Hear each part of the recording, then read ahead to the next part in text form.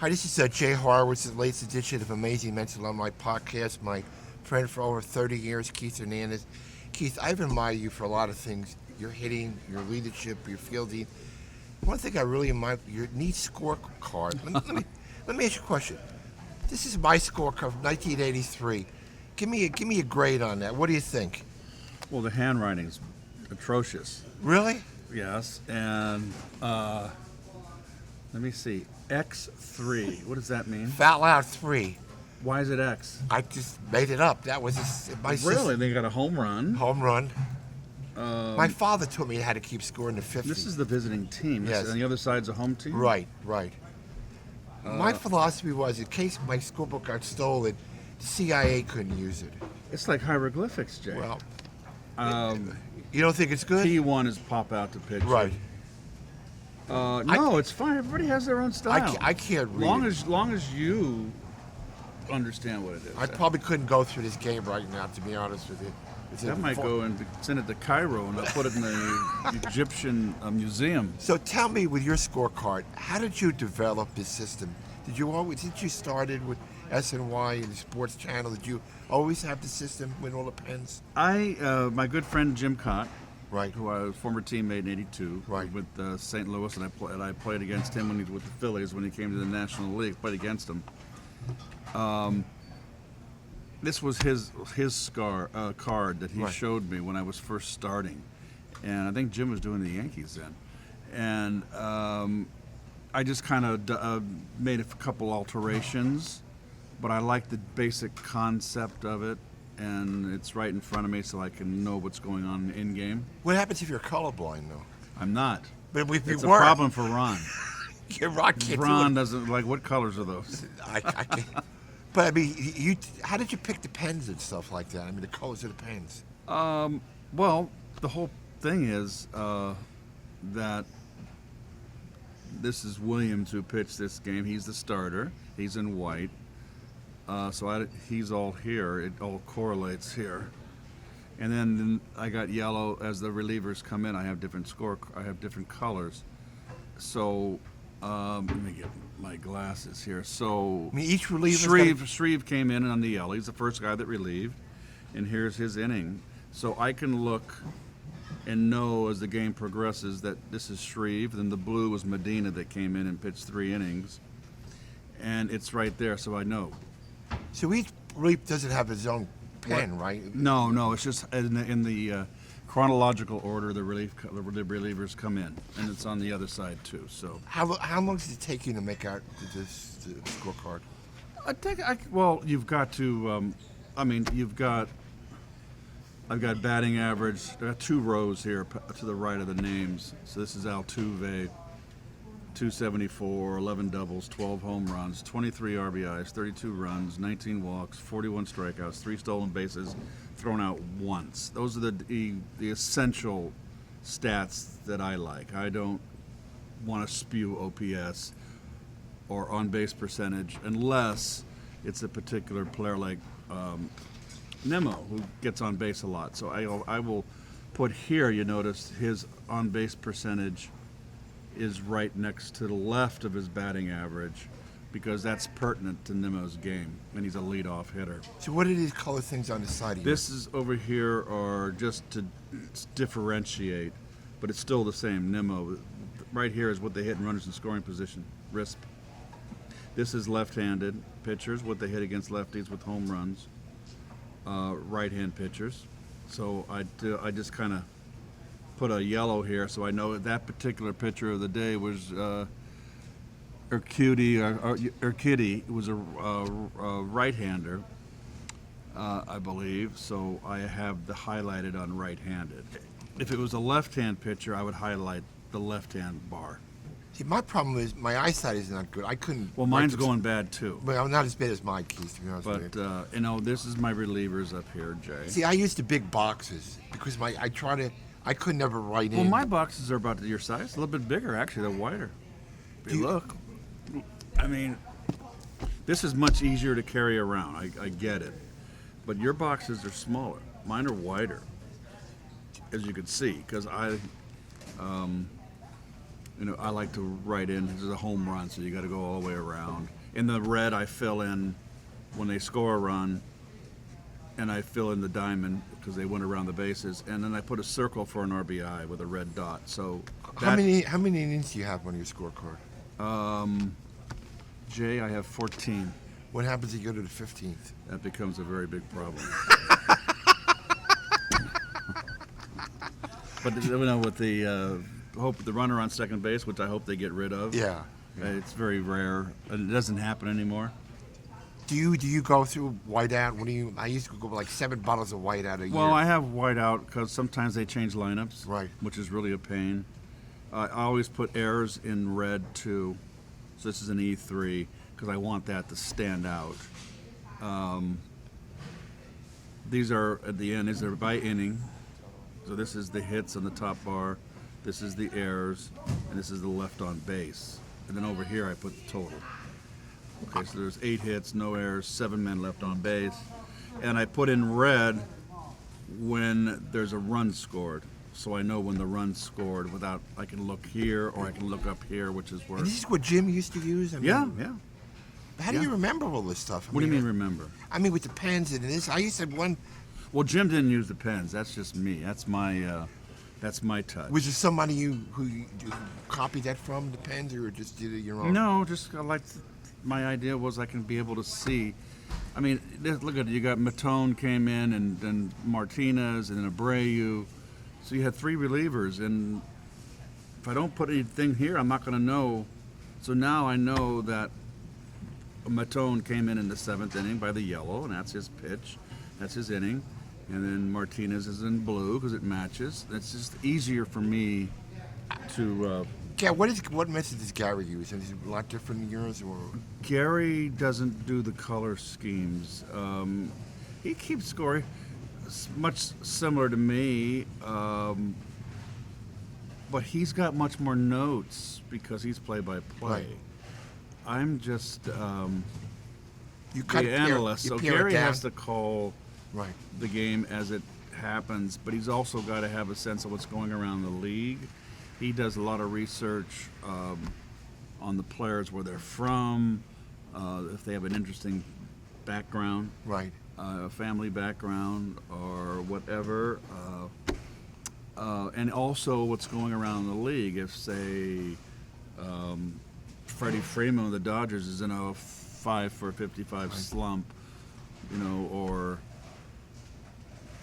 Riley with Atlanta's in a red hot streak. Gary has all that written down because he's got to weave in and out the broadcast. And how is Ronnie's book, scorebook? I mean, Ronnie's he has a book like you. you like me? Yeah. Old-fashioned guy. Yeah, I guess. I think I consider myself old-fashioned. Well, I mean, I could never do this. I would get. Well, here's get the what- umpires too, Jay. So the umpires are here, and I put them in bold. Here's the coaching staff, which I didn't fill out.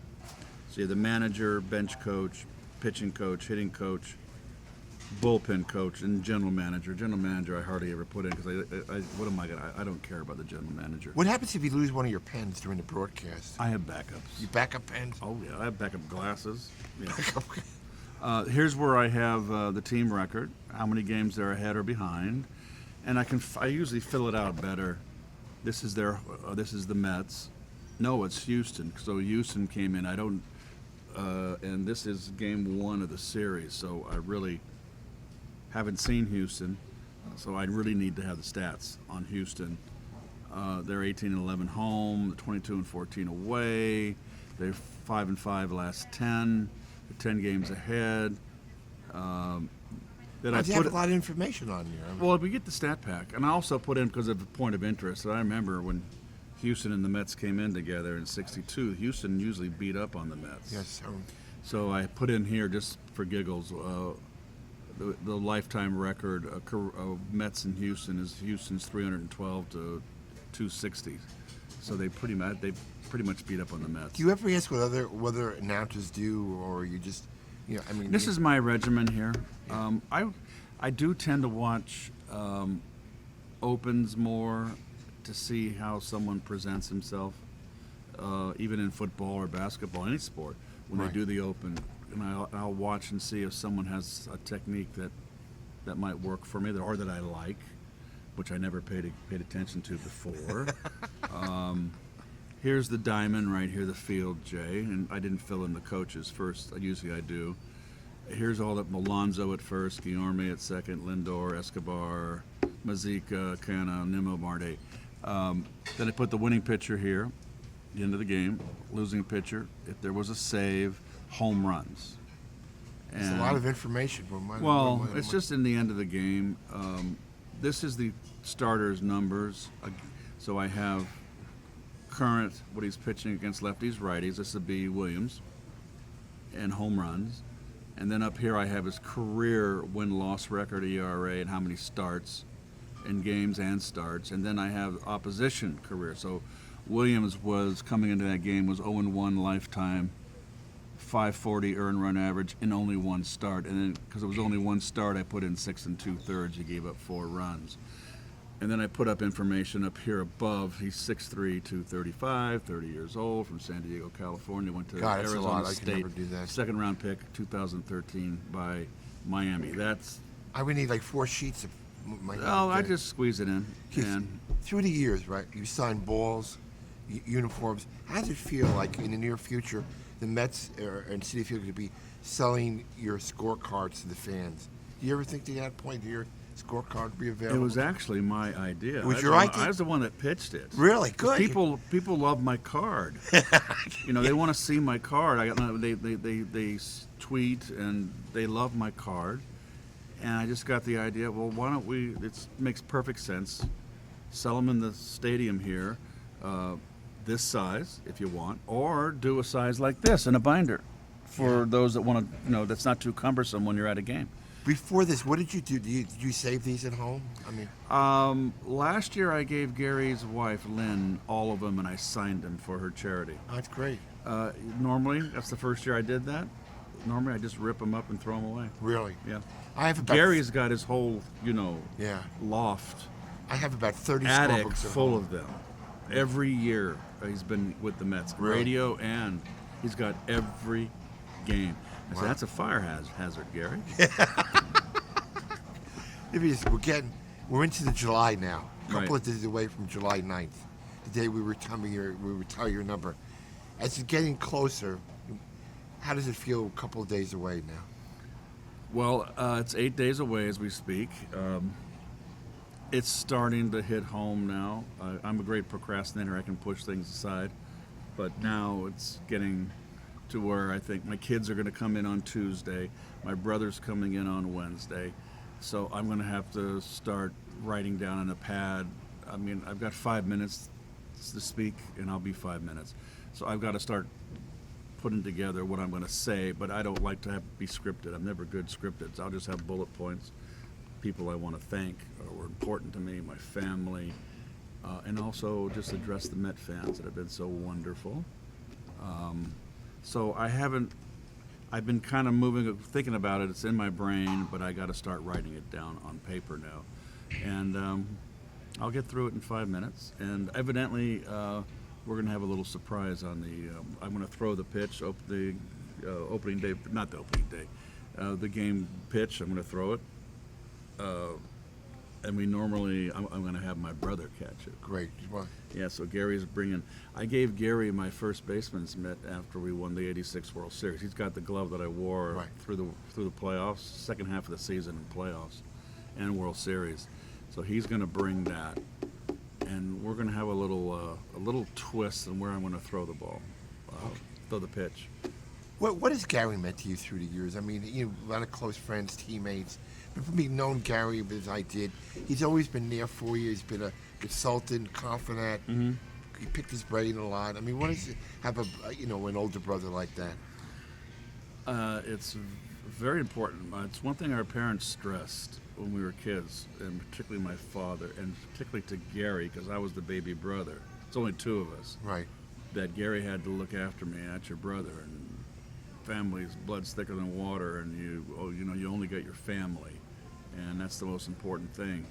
And Gary took that to heart. He always was there for me, and Was never jealous of That's my what success. He could have been jealous, right? But he was a good player in his own right. People, not Yeah, many- well, he's an All-American at Cal as a Right. sophomore. I mean, and All Pac 8 when Fred at Berkeley, and Fred Lynn was playing center field Right. for SC then, back in those great glory days of the USC Trojans under Rod Dato. He played minor league ball, got as high as AA, and yes, he could have been jealous of me. I think if the shoe was on the other foot, I probably wouldn't have been so giving as he was. I can give you one example, Jay. I was in a bad slump in A-ball, 18 years old, my first year in pro ball in St. Petersburg in the Florida State League. And Gary was down, just got drafted, and he was down in the extended spring training down in Sarasota, which is what, about an hour, 15-minute drive from St. Pete? And they play day games in that heat in the summer. And I called him on the phone, and I was really down in the dumps. And I went to the ballpark that night, and I go out to take infield, and Gary drove up. Really? He drove up for BP. I went out to take BP. He drove up after the day game and pumped me up, watched the entire game, saw him after the game, then he drove back to Sarasota, and then had to get up early in the morning Great. and That's the a kind brother's love, that's the kind of guy he is. You know, but I'm looking for but you will have a packed house, and we certainly come a long way from June 15th, 1983, when he walked into the clubhouse and Tom Seaver says, "Welcome to the Stems." Yes, it's a long way. I never would have dreamed, even when I was with the Cardinals, in New York in the '70s was going through bankruptcy and it was really a kind of depressed city, and it was never a town I went out in. And then to be here and have Rusty stop say, "Okay, you got to stay in the city," and then have Rusty take me under his wing and show me around and meet all the restaurateurs and to get me integrated into the city, which made the transition so much easier. And it took me 4 weeks before I realized that this is a nice place to be, let alone play. But yeah, this is going to be a hot commodity, Keith. I mean, I'm going to buy him to learn from this. Look at my scorebook. What do you think this would sell in the? You? Yeah, probably not. I don't think it's about if that was my scorecard. Yes, it would sell. Yeah, if this was your scorecard, it wouldn't sell. Nobody could read it. Well, listen, best of luck on the night. I'll be there cheering you on. You've been a good friend for all these years, and appreciate our friendship, Keith. Oh, Jay, I've known you for a long, long time, and it's been great, wonderful. We got through a lot together, you and I. We have. I mean, we got through a world championship Yes, together. Sir. Yes, sir. Fantastic. Well, all the best, Keith. All right, Jay. Thanks, Keith.